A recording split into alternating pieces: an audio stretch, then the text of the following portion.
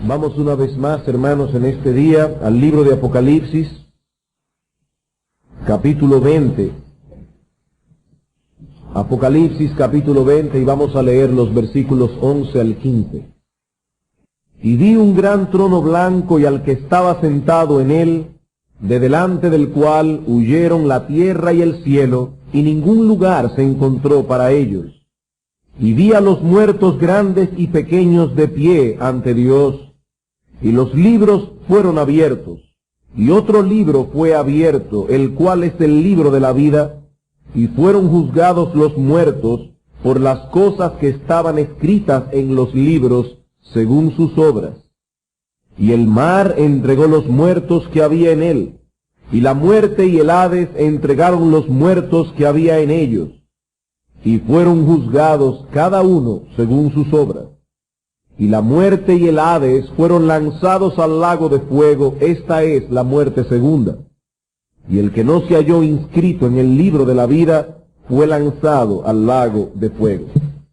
Esta mañana nosotros iniciamos el estudio de este texto, cuyo tema central es el juicio del gran trono blanco o juicio final. Pero solo tuvimos tiempo para considerar tres aspectos de este juicio. Vimos en primer lugar quién es el juez que ha de presidir este tribunal, es decir, quién es el que llevará a cabo este juicio, y dijimos que es Dios el Padre por medio de Dios el Hijo. Dios el Hijo es quien estará presente presidiendo ese tribunal. En segundo lugar, cuál es el tiempo en que será llevado a cabo el juicio, y dijimos al final de esta era presente y antes de dar paso a la era venidera. Finalmente vimos quiénes serán juzgados. Todos los seres humanos se presentarán delante de Dios en aquel día, ricos y pobres, amos y siervos, creyentes e incrédulos. En esta tarde vamos a considerar dos encabezados más para concluir de esa manera nuestro tema. Veremos en cuarto lugar cuál es la base sobre la cual seremos juzgados, y luego más brevemente cuál es la necesidad de que este juicio sea llevado a cabo, y como siempre algunas aplicaciones prácticas a modo de conclusión. Veamos entonces, hermanos, en cuarto lugar, cuál es la base de este juicio, cuál es el criterio por el que los hombres serán juzgados en el día del juicio final. Nuestro texto nos lo revela claramente. Vean el versículo 12. Y vi a los muertos grandes y pequeños de pie ante Dios, los libros fueron abiertos, otro libro fue abierto, el cual es el libro de la vida, y fueron juzgados los muertos por las cosas que estaban escritas en los libros según sus obras. Y en el versículo 13 dice al final, y fueron juzgados cada uno según sus obras. Todos, dice la Biblia, serán juzgados en base a sus obras, en base a lo que hicieron en esta vida. El apóstol Juan llama nuestra atención a que unos libros fueron abiertos, en los cuales estaban escritas todas las cosas que cada hombre ha hecho. Ahora debo recordar, hermanos, que el apóstol Juan está tratando de describir una visión que él vio, y que el texto que estamos leyendo está cargado de simbolismos y figuras. No debemos imaginarnos un libro literal o una serie de libros literales donde están escritas cada cosa que nosotros hemos hecho. El punto es que nada será pasado por alto en ese juicio, porque la memoria de Dios es perfecta y nuestras vidas están delante de sus ojos como si todo estuviese escrito en un libro. Hermanos, Dios posee la biografía de cada uno de nosotros. Todas las cosas que hemos hecho, todas las cosas que hemos pensado, cada palabra que ha salido de nuestra boca, la motivación con que hemos hecho cada cosa. Y son esas cosas las que serán juzgadas en ese juicio. Esa es la enseñanza que aparece una y otra vez en el Nuevo Testamento. Hermanos, ¿en base a qué seremos juzgados? En base a nuestras obras. Y por favor, no se adelante a sacar conclusiones, pero vamos a ver algunos textos bíblicos. Mateo capítulo 16, versículo 27. Mateo capítulo 16, versículo 27. Hablando de la segunda venida, dice el mismo Señor Jesucristo: porque el Hijo del Hombre vendrá en la gloria de su Padre con sus ángeles, y entonces pagará a cada uno, ¿conforme a qué, hermanos? Conforme a lo mismo que dice Juan en Apocalipsis capítulo 20, conforme a sus obras. Y noten lo que decíamos esta mañana: ¿cuándo se celebrará el juicio final? Cuando nuestro Señor Jesucristo vuelva. Segunda a los Corintios capítulo 5, versículo 10. Segunda a los Corintios capítulo 5, versículo 10. Porque es necesario que todos nosotros, el apóstol Pablo incluido, es necesario que todos nosotros comparezcamos ante el tribunal de Cristo. ¿Y cuál es la base sobre la cual seremos juzgados en ese tribunal? Pablo dice: para que cada uno reciba según lo que haya hecho mientras estaba en el cuerpo, sea bueno o sea malo. Cada cual recibirá conforme a sus obras. Romanos capítulo 2. Romanos capítulo 2, versículo 5.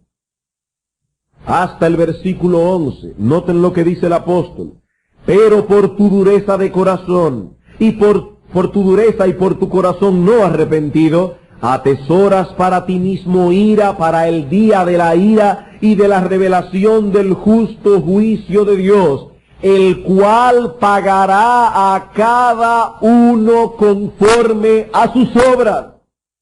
Vida eterna a los que perseverando en bien hacer buscan gloria y honra e inmortalidad, pero ira y enojo a los que son contenciosos y no obedecen la verdad, sino que obedecen a la injusticia, tribulación y angustia sobre todo ser humano que hace lo malo, el judío primeramente y también el griego, pero gloria y honra y paz a todo el que hace lo bueno, al judío primeramente y también al griego, porque no hay acepción de personas para con Dios. Y ahora noten el versículo 16, en el día en que Dios juzgará por Jesucristo los secretos de los hombres conforme a mi evangelio. Hermanos, si leemos este texto sin prejuicio, sin tener un esquema preconcebido en nuestra mente, de acuerdo a ese texto, yo quiero hacer dos preguntas.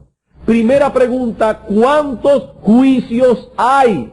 Dice el texto, en el día en que Dios juzgará por Jesucristo los secretos de los hombres, conforme a mi evangelio. Y dice que en ese juicio, noten el versículo 5, ira para el día de la ira y de la revelación del justo juicio de Dios, el cual pagará a cada uno conforme a sus obras. Dice vida eterna a unos, condenación a otros, en el mismo día del juicio. Y la segunda pregunta es, de acuerdo a ese texto, hermanos, ¿en base a qué seremos juzgados? Dice el versículo 6, Él pagará a cada uno conforme a sus obras. Apocalipsis capítulo 22, versículo 12.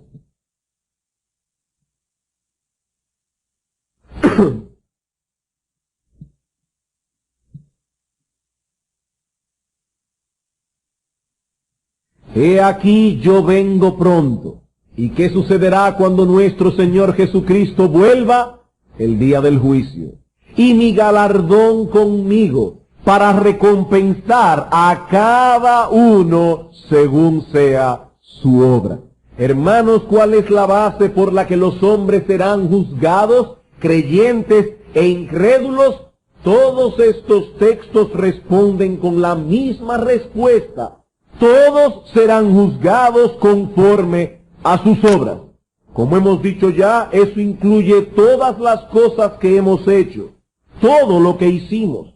Pablo dice en 2 Corintios 5:10, cada uno recibirá según lo que haya hecho mientras estaba en el cuerpo. Todo lo que hicimos será juzgado. En Efesios capítulo 6, versículo 8, Pablo nos dice que el bien que cada uno hiciere, ese recibirá del Señor. Y es la misma idea que presenta Cristo en Mateo 25. Dice que cuando el Señor Jesucristo vuelva, se sentará en el trono de su gloria y apartará las ovejas de los cabritos. A unos dirá, venid benditos de mi Padre, al reino que ha sido preparado para vosotros desde antes de la fundación del mundo. ¿Y cuál es la base del juicio? Dice, porque tuve hambre y me diste de comer, tuve sed y me diste de beber, estuve desnudo y me vestiste. ¿Eso no es lo que dice el texto? Y a los otros dirá, apartaos de mí, malditos, al fuego eterno, porque tuve hambre y no me diste de comer, tuve sed y no me diste de beber, en la cárcel y no me visitasteis, etcétera. Cada uno será juzgado según sus obras. El autor de Hebreos nos dice en Hebreos capítulo 6, versículo 10, que Dios no es injusto para olvidar vuestra obra y el trabajo que habéis mostrado habiendo servido a los santos y sirviéndoles aún. Hay personas que solo tienen memoria para recordar todo lo malo que le han hecho en esta vida. Pero nuestro Dios no es así. Cada cosa que haya sido hecha por amor a Él o que haya sido hecha por causa de Él será recompensada, no importa qué tan pequeña sea esa obra. Dice en Mateo capítulo 10, el que recibe a un profeta, por cuanto es profeta, recompensa de profeta recibirá. Y el que recibe a un justo, por cuanto es justo, recompensa de justo recibirá. Y cualquiera que dé a uno de estos pequeñitos un vaso de agua fría solamente, por cuanto es discípulo, de cierto os digo que no perderá su recompensa. Hermanos, Dios recompensará a cada uno según sus obras. Pero no solo nuestros hechos serán tomados en cuenta en el día del juicio, sino también nuestras palabras. No solo lo que hicimos, sino también lo que hablamos. Dice Mateo 12:36 el Señor, que de toda palabra ociosa que hablen los hombres, de ella darán cuenta en el día del juicio. Hermanos, si yo estuviera aquí citando el Corán o estuviera citando algún libro apócrifo, pero yo estoy citando la Biblia. ¿Y qué dice la Biblia? ¿Qué dice el Señor Jesucristo? De toda palabra ociosa que hablen los hombres, de ella darán cuenta en el día del juicio. Cada chisme, cada palabra corrompida, cada palabra pronunciada con el único propósito de herir y de dañar, por cada una de esas palabras los hombres darán cuenta en el día del juicio. Pero no solo los hechos y las palabras serán juzgados en el día del juicio, sino también las motivaciones y los pensamientos. El apóstol Pablo señala en 1 Corintios capítulo 4, versículo 5, que cuando el Señor venga, aclarará también lo oculto de las tinieblas y manifestará las intenciones de los corazones. Muchas cosas quedan sin resolver en esta vida. Y aún nosotros los pastores muchas veces estamos tratando con un caso y tenemos que cerrar ese caso sin haber llegado a una conclusión, porque nuestro entendimiento de las cosas es limitado y hay veces que no se puede seguir investigando. Pero dice la Biblia que en el día del juicio todo lo que ha quedado oculto quedará manifiesto. En Romanos capítulo 2, versículo 16, el texto que vimos, Pablo dice que ese día Dios juzgará por Jesucristo los secretos de los hombres. Muchas cosas quedan sin resolver en esta vida. En el día del juicio, dice la Biblia, Dios juzgará los secretos de los hombres, conforme al evangelio que Pablo predicó. Hermanos, ¿qué será juzgado en ese tribunal? Nuestras obras, ya sea de hecho, de palabra o de pensamiento. Pastor, pero ahora sí que yo estoy confundido. Yo pensaba que en esta iglesia nosotros predicábamos el Evangelio por la pura gracia y la salvación únicamente por la fe. Sí, mi hermano, y eso es verdad. Nosotros continuaremos proclamando hasta que el Señor venga que el hombre no es salvo por sus obras, únicamente por medio de la fe en Jesucristo. Así que déjenme aclarar este asunto que hemos estado hablando. El hecho de que estamos diciendo aquí que vamos a ser juzgados cada uno conforme a nuestras obras, eso no significa, por un lado, que mi aceptación delante de Dios depende de lo que yo haya hecho. Yo no estoy diciendo eso. En otras palabras, esto no significa, y enfatizo la palabra no, la subrayo, la pongo en negrita, esto no significa que es por mis buenas obras que ganaré aceptación delante de Dios. De hecho, en el mismo libro de Apocalipsis abunda el testimonio con respecto a esto. Apocalipsis capítulo 1, versículo 4.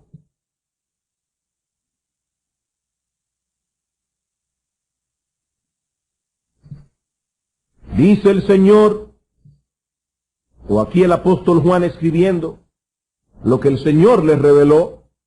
Juan, a las 7 iglesias que están en Asia, gracia y paz a vosotros del que es, y que era, y que ha de venir, y de los 7 espíritus que están delante de su trono, y de Jesucristo, el testigo fiel, el primogénito de los muertos, y el soberano de los reyes de la tierra, al que nos amó, y nos lavó de nuestros pecados con su sangre, y nos hizo reyes y sacerdotes para Dios su Padre. A Él sea gloria e imperio por los siglos de los siglos.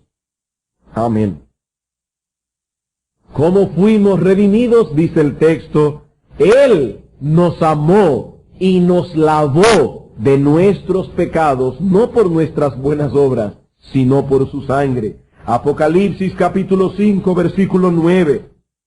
Y cantaban un nuevo cántico diciendo, digno eres de tomar el libro y de abrir sus sellos. ¿Por qué? Porque tú fuiste inmolado y con tu sangre nos has redimido para Dios de todo linaje y lengua y pueblo y nación. ¿De qué depende nuestra salvación? De la sangre que nuestro Señor Jesucristo derramó en la cruz del Calvario. Con esa sangre nos lavó, con esa sangre nos redimió. Apocalipsis capítulo 7, versículo 14. El apóstol Juan pregunta por una multitud que hay en el cielo. ¿Estos de dónde han venido? Yo le dije, Señor, tú lo sabes.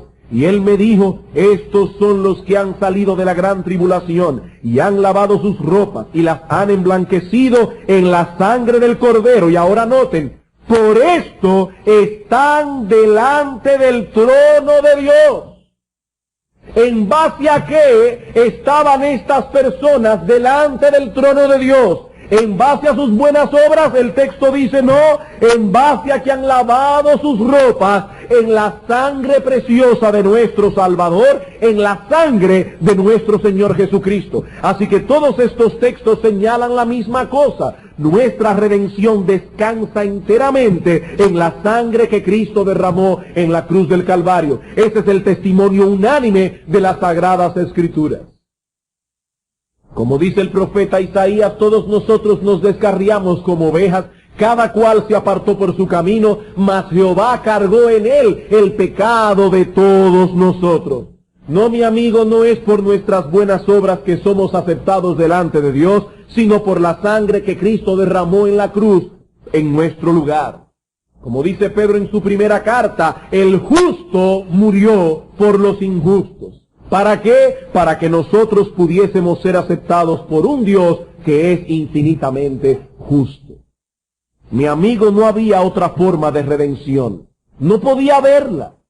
Una deuda infinita debía ser pagada para que el pecador pudiese ser liberado. Y para pagar esa deuda, alguien de valor infinito debía morir en nuestro lugar. Solo Dios, hecho hombre, podía pagar la deuda. Para eso se encarnó el Hijo de Dios, para morir en una cruz y pagar la deuda que nosotros teníamos con Dios por nuestros pecados. Y al que no conoció pecado, dice Pablo, por nosotros Dios lo hizo pecado, para que nosotros fuésemos hechos justicia de Dios en él.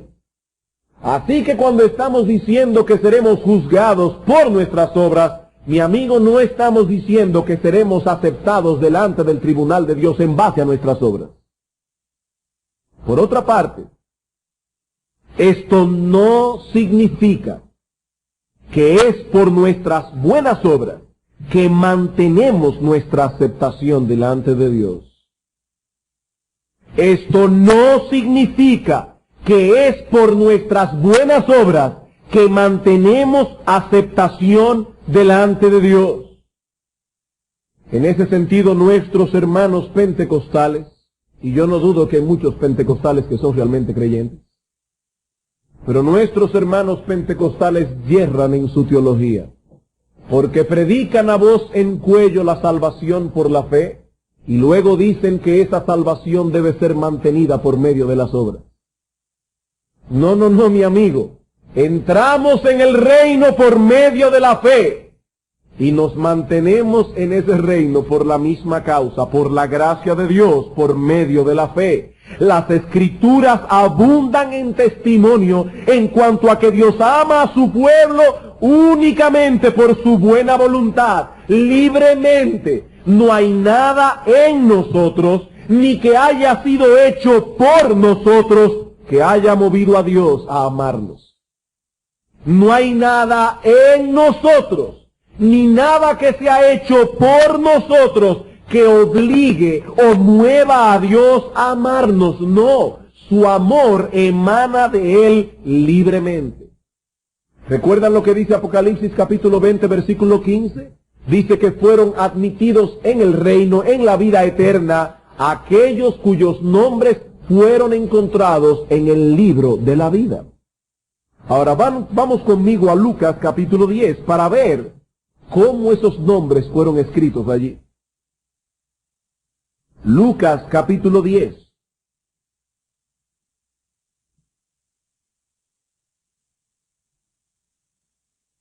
Versículo 20. Los discípulos acaban de volver de su tarea misionera regocijados al ver que los espíritus se sujetaban en el nombre de Cristo. Y dice ahora el Señor, pero no os regocijéis de que los espíritus se os sujetan, sino regocijaos de que vuestros nombres están escritos en los cielos. Pero ahora noten, en aquella misma hora, y ese titulito que está allí en sus Biblias no es inspirado por el Espíritu Santo, eso fue puesto luego allí. Pero tenemos que leer el texto completo. En aquella misma hora, Jesús se regocijó en el Espíritu y dijo, yo te alabo, oh Padre, Señor del cielo y de la tierra, porque soberanamente es la idea, escondiste estas cosas de los sabios y entendidos y las has revelado a los niños. Sí, Padre, porque así te agradó. Todas las cosas me fueron entregadas por mi Padre, y nadie conoce quién es el Hijo sino el Padre, ni quién es el Padre sino el Hijo, y aquel a quien el Hijo lo quiera revelar. Esos nombres que fueron escritos en el libro de la vida fueron puestos allí únicamente por la buena voluntad de Dios, porque así agradó a Dios el Padre. No son mis buenas obras las que movieron a Dios a amarme, más bien fueron mis obras las que me trajeron condenación delante de Él, pero Él me amó por su buena voluntad. Si mis obras y mi carácter tuvieran algo que ver con mi salvación, deberíamos cambiar algunos textos que aparecen en el libro de Apocalipsis. Por ejemplo, deberíamos cambiar Apocalipsis capítulo 5, un texto que se leyó esta mañana en el tiempo de adoración. Por ejemplo, en el versículo 12, dice que una gran multitud decía a gran voz, El cordero que fue inmolado es digno de tomar el poder, las riquezas, la sabiduría, la fortaleza, la honra, la gloria y la alabanza. Y a todo lo creado que está en el cielo y sobre la tierra, etcétera, decían al que está sentado en el trono y al cordero: sea alabanza, la honra, la gloria y el poder por los siglos de los siglos. Allí no dice que al cordero sea parte de la alabanza y otra parte para mí, que puse mis buenas obras para poder ser salvo. No, mi hermano, no, mi amigo. Esa multitud que está en los cielos, cuando se postra delante del cordero, lo adora únicamente a él, porque solo él merece toda la gloria, toda la honra, toda la alabanza, porque la salvación pertenece a Jehová. La salvación es del Señor. Ni una nota de autopromoción aparece aquí. Toda la alabanza es para el Cordero.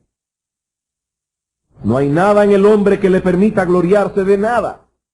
Toda la gloria le pertenece a nuestro Dios. Ni somos aceptados por nuestras buenas obras, ni mantenemos esa aceptación por nuestras buenas obras.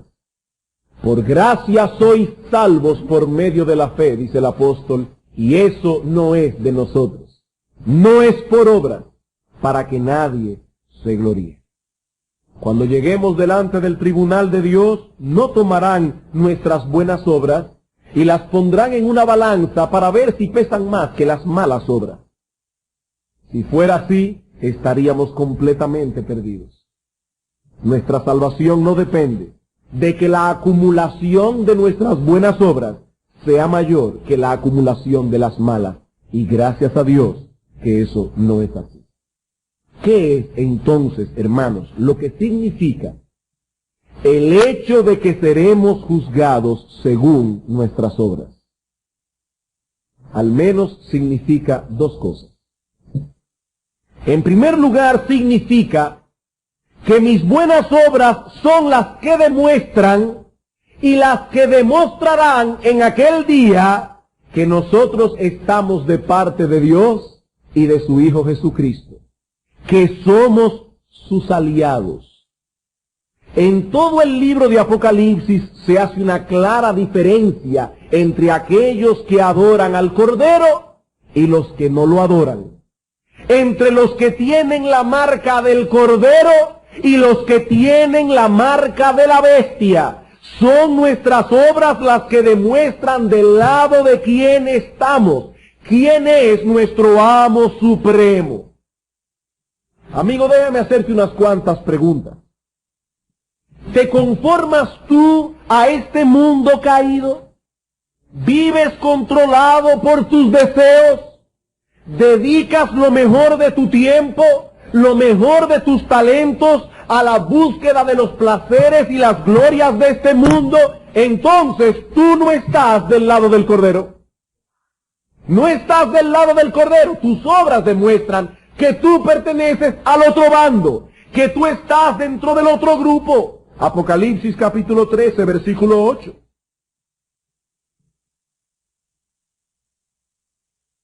Hablando de la bestia dice: y la adoraron todos los moradores de la tierra. ¿Quiénes la adoraron? Aquellos cuyos nombres no estaban escritos en el libro de la vida del Cordero, que fue inmolado desde el principio del mundo. ¿Cómo podemos saber que estas personas no estaban escritas en el libro de la vida? Porque se postraron delante de la bestia y la adoraron. Mi amigo, ¿de qué lado estás tú? ¿De qué lado estás tú?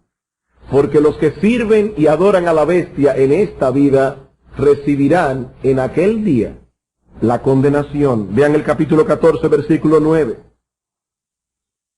Y el tercer ángel los siguió diciendo a gran voz: si alguno adora a la bestia y a su imagen y recibe la marca en su frente o en su mano, él también beberá del vino de la ira de Dios, que ha sido vaciado puro en el cáliz de su ira, y será atormentado con fuego y azufre delante de los ángeles y del Cordero, y el humo de su tormento sube por los siglos de los siglos.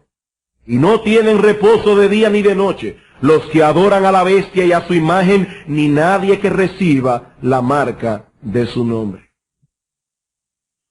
Por otro lado, ¿Estás luchando tú por no amoldarte a este sistema, cuyo príncipe es la serpiente antigua que se llama Diablo y Satanás?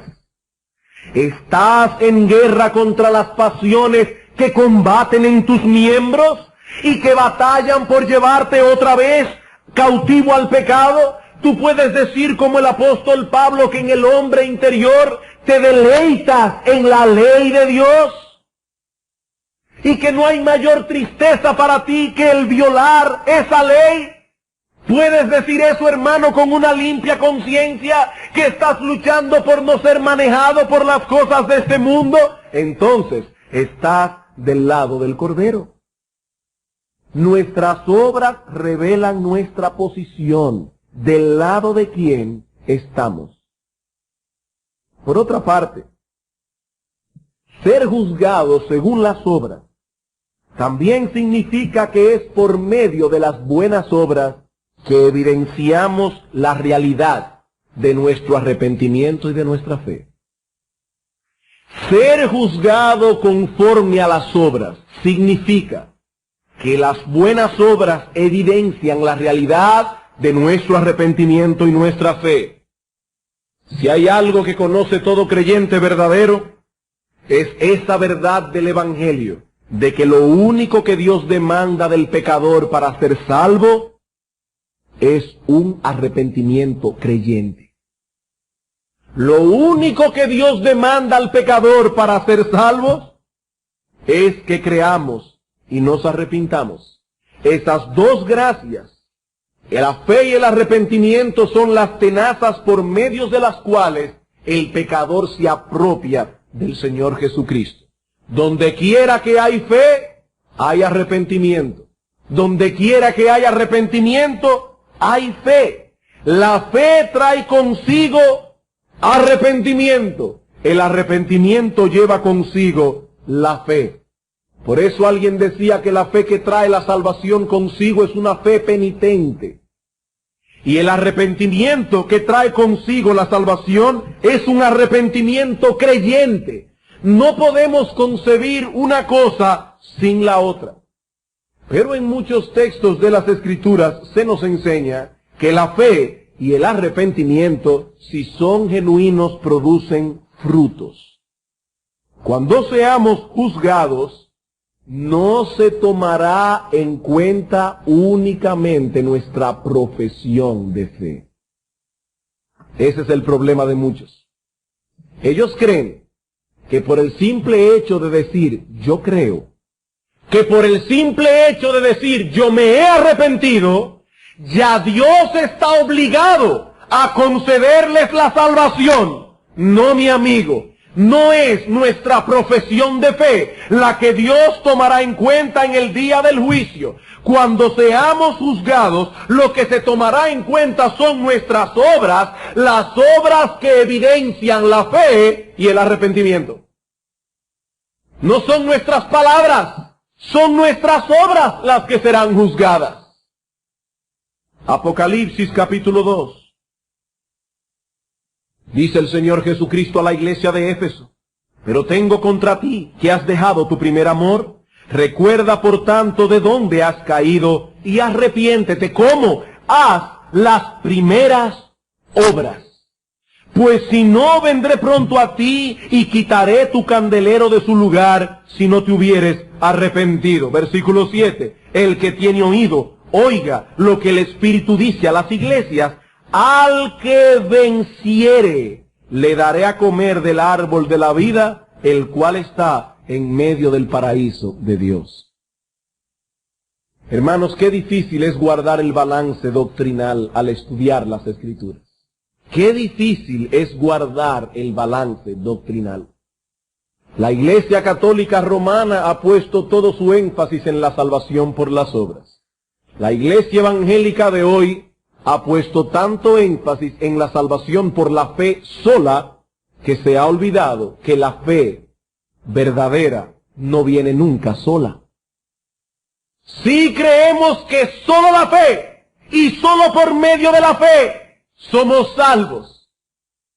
Pero creemos que la fe que salva o mejor dicho, la fe genuina que trae consigo la salvación, es una fe que nunca viene sola.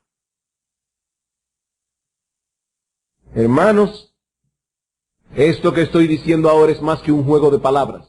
Es más que un juego de palabras. Muchos llegarán al día del juicio engañados, creyendo que son cristianos, sin serlo. Son las obras las que manifiestan la evidencia de la fe verdadera. Lo mismo que son las obras las que manifiestan la incredulidad. Apocalipsis capítulo 21. Apocalipsis capítulo 21, versículo 8. Pero los cobardes e incrédulos, los abominables y homicidas, los fornicarios y hechiceros, los idólatras, todos los mentirosos, tendrán su parte en el lago que arde con fuego y azufre, que es la muerte segunda. Noten, aquí se narran y se revelan una serie de pecados: fornicarios, hechiceros, mentirosos, idólatras, etc. Pero hay una pequeña palabra allí que no podemos pasar por alto. Dice el apóstol Juan, los cobardes e incrédulos, quienes serán excluidos y echados en el infierno, los incrédulos. ¿Y cómo sabemos que son incrédulos? Únicamente porque ellos dicen clara y abiertamente: yo no creo en Dios. No, mi hermano, no, mi amigo. Hay mucha gente que dice creer en Dios y aún así es un incrédulo. Y la manera en que se ha de manifestar no es únicamente por lo que dicen sus labios, es por sus obras. Son fornicarios, hechiceros, idólatras, mentirosos, y por sus obras sabemos que son incrédulos. Si fuesen creyentes, evidenciarían su fe a través de buenas obras. Santiago capítulo 2. Con razón decía alguien que la herejía no es más que la verdad deformada. Hermanos, si queremos ser bíblicos, tenemos que guardar un balance entre la fe y las obras. Somos salvos única y exclusivamente por medio de la fe, y no podemos añadir ninguna obra a eso. Pero estamos diciendo que esa fe que trae a Cristo consigo es una fe que da fruto.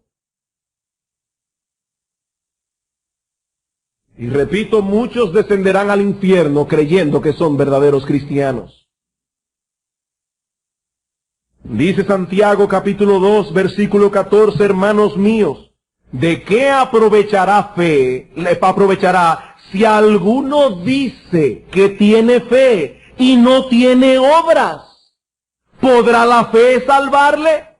Y si un hermano o una hermana están desnudos y tienen necesidad del mantenimiento de cada día, y alguno de vosotros le dice: id en paz, calentaos y saciaos, pero no les dais las cosas que son necesarias para el cuerpo, ¿de qué aprovecha? Así también la fe, si no tiene obras, es muerta en sí misma. Y una fe muerta no le dará vida espiritual a nadie.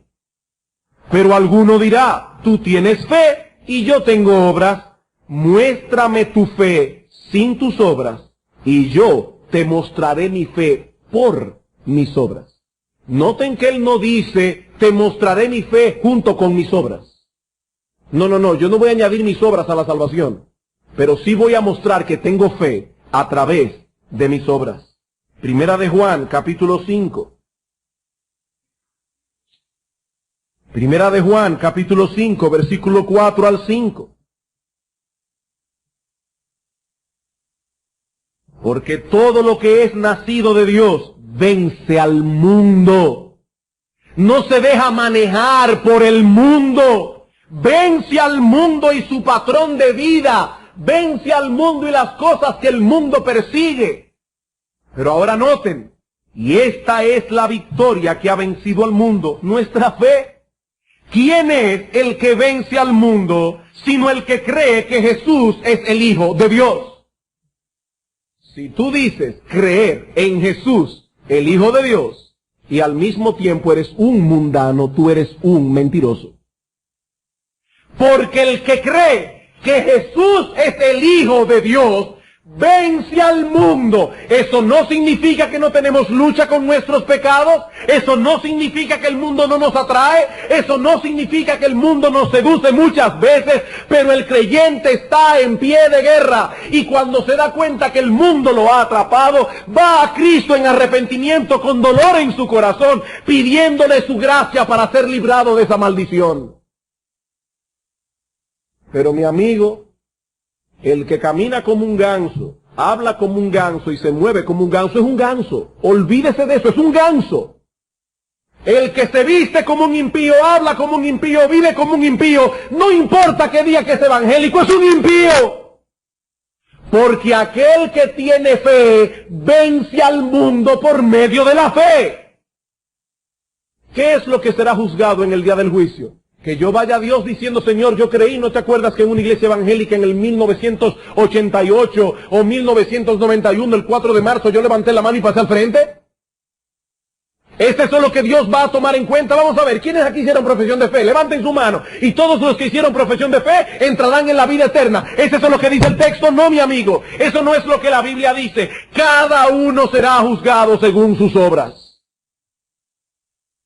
Y si esas obras no evidencian fe y arrepentimiento, serán arrojados en el infierno. Y que alguien me diga a mí si lo que estoy diciendo en esta tarde no aparece en las Sagradas Escrituras.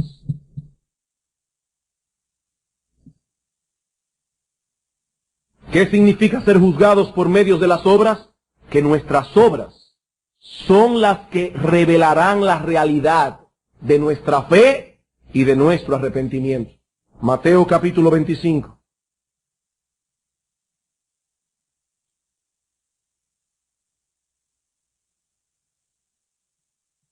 Versículo 31. Cuando el Hijo del Hombre venga en su gloria, y todos los santos ángeles con él, entonces se sentará en su trono de gloria, y serán reunidas delante de él todas las naciones, y apartará los unos de los otros, como aparta el pastor las ovejas de los cabritos, y pondrá las ovejas a su derecha y los cabritos a su izquierda. Entonces el rey dirá a los de su derecha, venid, benditos de mi Padre, heredad el reino preparado para vosotros desde la fundación del mundo. Porque tuve hambre y me disteis de comer, tuve sed y me disteis de beber, fui forastero y me recogisteis, estuve desnudo y me cubristeis, enfermo y me visitasteis, en la cárcel y vinisteis a mí. Entonces los justos le responderán diciendo, Señor, ¿cuándo pasó todo eso? Versículo 40. El rey les dirá, de cierto os digo, que cuanto lo hicisteis a uno de estos mis hermanos más pequeños, a mí lo hicisteis. Entonces dirá también a los de su izquierda, apartaos de mí, malditos, al fuego eterno preparado para el diablo y sus ángeles, porque tuve hambre y no me disteis de comer, etcétera, etcétera. Versículo 44. Entonces también ellos le responderán diciendo, Señor, ¿cuándo pasó todo eso? Versículo 45. De cierto os digo que cuanto no lo hicisteis a uno de estos más pequeños, tampoco a mí lo hicisteis. E irán estos al castigo eterno y los justos a la vida eterna. La Iglesia Católica Romana malinterpreta este texto. Y dice, ahí está claro, son las buenas obras las que salvan. No, mi amigo. Tenemos que leer ese texto con cuidado. Lo primero que quiero que veamos en ese texto es que el veredicto fue pronunciado antes de declarar las obras que habían hecho. El Señor dice aquí, venid, benditos de mi Padre, hereden el reino. ¿Y cómo fue eso? Entonces el Señor comienza a hablar de las obras. Acerca de eso dice Anthony Hoekema, este juicio, en otras palabras, no es una investigación de las vidas de las ovejas para determinar si han hecho suficientes buenas obras para merecer el reino preparado para ellos, sino más bien una decisión misericordiosa respecto a su destino final, la cual es seguida por una revelación pública de las razones por las que esta decisión es correcta y justa. Más adelante, cuando el Señor comienza a enumerar las buenas obras de las ovejas, ¿cómo reaccionan ellas? Sorprendidas. Señor, ¿y cuándo fue que hicimos todo eso? ¿Saben por qué se sorprenden? porque ellas no hicieron todo eso para merecer la vida eterna, sino más bien de un modo espontáneo, expresando el amor que tenían a Cristo. ¿Cómo? Amando a los hermanos. Era algo que salía y emanaba de ellos en una forma espontánea, porque el que ama a Dios, ama también a su hermano.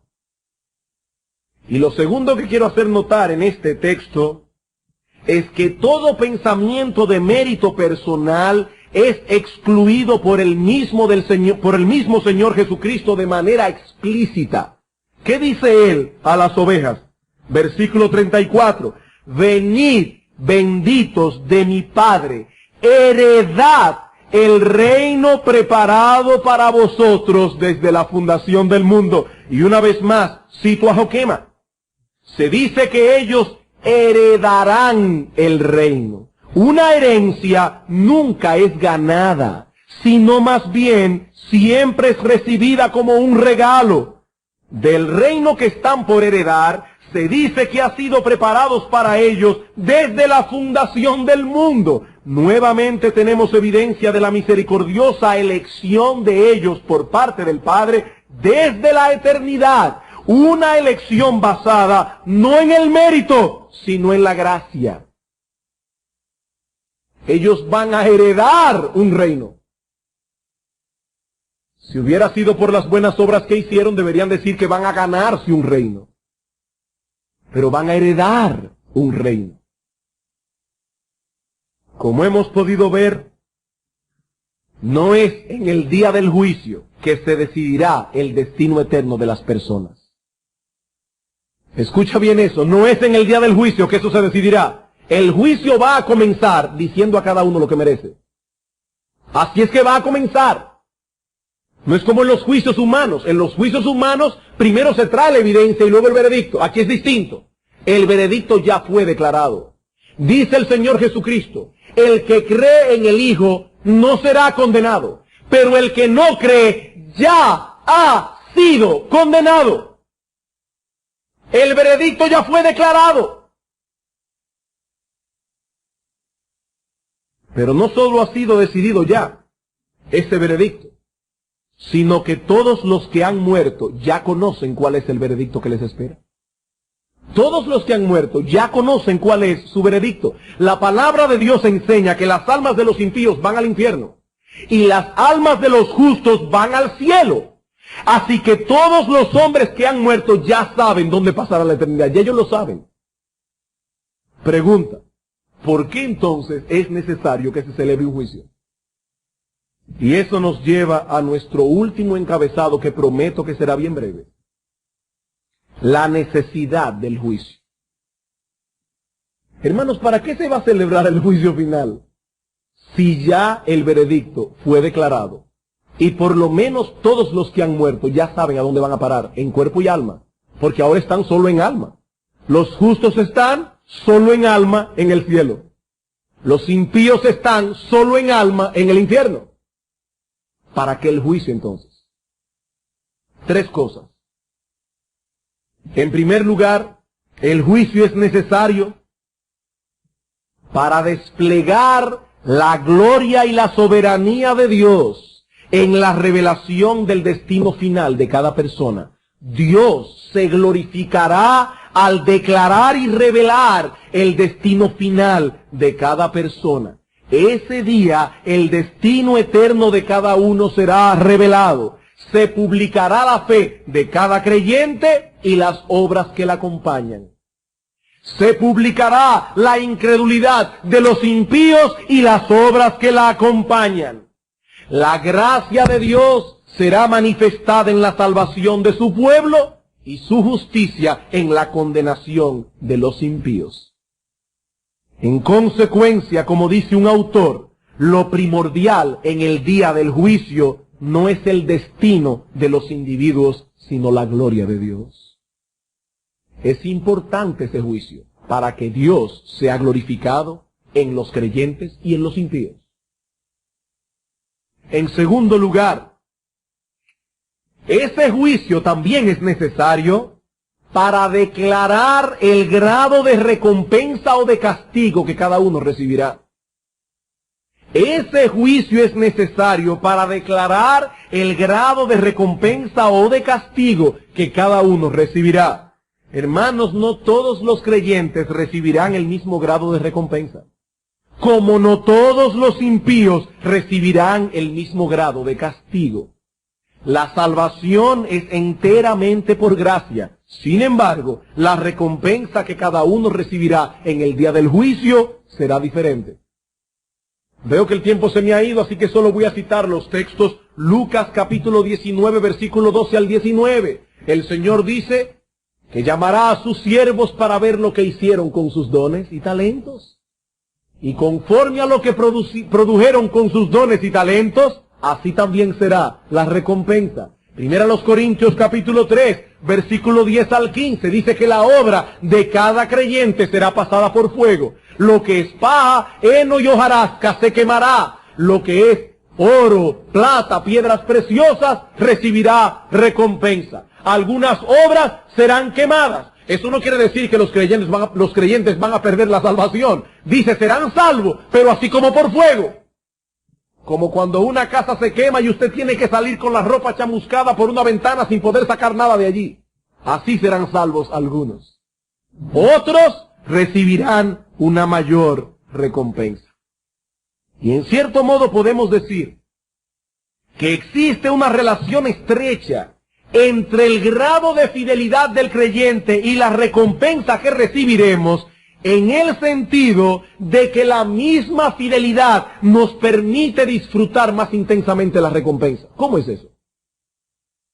Vamos a suponer que usted está estudiando un instrumento musical y a través de mucho esfuerzo logra dominar su instrumento. ¿Sabe qué pasará? Que precisamente por el esfuerzo que usted ha hecho va a disfrutar la música más intensamente. Con respecto a eso dice León Morris: ya aquí y ahora, el hombre que se da de todo corazón al servicio de Cristo, conoce más el gozo del Señor que aquel que lo hace de poco ánimo. No tenemos ningún fundamento en el Nuevo Testamento que nos lleve a pensar que será diferente en el cielo. El hombre que ha aprendido a disfrutar de Dios aquí, a sí mismo lo seguirá disfrutando por toda la eternidad. Así que es la misma fidelidad la que nos preparará para recibir un mayor gozo por la mayor recompensa. Hermanos, hay muchas cosas que no entendemos con respecto al juicio, pero algo es claro: habrá diversos grados de recompensa, habrá diversos grados de castigos en el infierno. En Mateo 11, 20 al 22, no lo busquen, el Señor dice: ay de ti Corazín, ay de ti Betsaida, porque si en Tiro y en Sidón se hubieran hecho los milagros que se hicieron en ti, ya hace rato que se hubieran arrepentido en silicio y en ceniza. Por lo tanto, en aquel día, tu castigo será mayor. Y dice Lucas capítulo 12, versículo 47, que aquel siervo que conocía mejor la voluntad de su Señor recibirá más azotes. ¿Por qué es necesario el juicio? En primer lugar, para desplegar la soberanía de Dios y su gloria en la revelación del destino final de cada persona. En segundo lugar, para asignar el grado de recompensa o de castigo que cada uno recibirá. Y finalmente, para ejecutar el juicio sobre cada persona. Es decir, en ese juicio no solo se declarará, sino que también se ejecutará la sentencia. Los impíos en cuerpo y alma serán arrojados en el infierno. Los justos en cuerpo y alma entrarán en la gloria del Padre, a disfrutar eternamente lo que Cristo preparó para nosotros, por medio de su muerte en la cruz del Calvario. En conclusión, 3 aplicaciones prácticas, también muy breves. Los creyentes, primera aplicación, deben esperar ese día del juicio con confianza, sabiendo que no hay condenación para los que están en Cristo Jesús. Hermanos, cuando leemos en la Biblia, y sobre todo el Apocalipsis, el énfasis está en esperar la venida del Señor, no con pánico, sino con gozo. Cuando el Señor dice: aquí vengo en breve, ¿qué dice Juan? ¡Ay no, Señor, todavía no! ¡Todavía no, que le tengo miedo al juicio! No, dice él: sí, ven, Señor Jesús. Hermanos, no hay condenación para los que están en Cristo Jesús. cuando entremos por la puerta de ese augusto tribunal, no nos presentaremos desnudos, nos presentaremos vestidos con la justicia perfecta de nuestro Señor Jesucristo. Como dice Augusto Toplady en su famoso libro, en su famoso himno Roca de la Eternidad, cuando vaya a responder en tu augusto tribunal, sé tú mi escondedero fiel, roca de la eternidad. Pero en segundo lugar, esta doctrina nos enseña que debemos tomar más en serio las enseñanzas bíblicas con respecto al día del juicio para que no descuidemos nuestra vida cristiana. Hermanos, el creyente debe ser balanceado. No viviremos con terror esperando el juicio, pero al mismo tiempo Pablo dice es necesario que todos nosotros comparezcamos ante el tribunal de Cristo, conociendo pues el temor del Señor persuadimos a los hombres.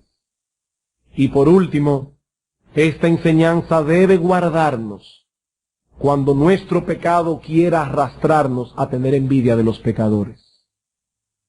¿Qué le pasó al salmista Asaf? Que comenzó a ver la prosperidad de los impíos. ¿Y a qué conclusión llegó apresuradamente? En vano he lavado mis manos, en vano he guardado mis pies. Las vacas de los impíos paren más que las de los justos. ¿Para qué he vivido en santidad toda mi vida? Pero dice él, cuando entré en el santuario de Dios, mi entendimiento fue abierto y comprendí el fin de ellos. En un momento serán cortados y su memoria ya nunca más será.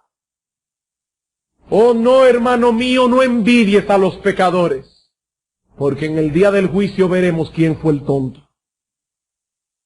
Deja que ellos se burlen de la fe, deja que ellos continúen en la obstinación de su corazón, deja que ellos continúen creyendo que están gozando de la vida, deja que ellos crean que tú eres un tonto, porque hermano, en el día del juicio Dios revelará quién era el tonto.